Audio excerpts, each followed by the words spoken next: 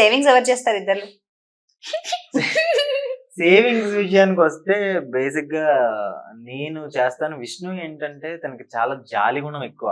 నాకు తెలియకుండా ఇద్దరు ముగ్గురు ఎవరినో చదివిస్తుంది తను. ఇప్పుడు కాదు, పెళ్లి తర్వాత ఇయర్ నుంచే, అది కూడా 4 years తర్వాత నాకు చెప్పింది. మరి అప్పుడే చెప్పొచ్చు కదా, చదివించడంలో తప్పేం తప్పేం లేదు. లేదు, అలా చేయొచ్చు కదా అని నేను అంట. అది వరకు ఓకే. ఎవడో వస్తాడు నాకు ఈ కష్టం ఉందని చెప్తాడా? 5,000 అంటాడు. అయ్యో అవునంట, టక్మనేసేస్తుంది.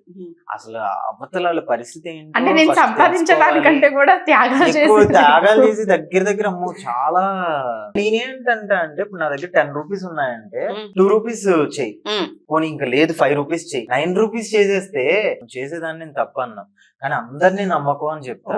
నేను ఏంటంటే ఎవరన్నా వచ్చి ½ an hour కూర్చుని చిచ్చాబాటి ఏదైనా మాట్లాడారు అంటే ఇంకంతే, ఇక అయిపోయారు ఇంకా కాళ్ళు.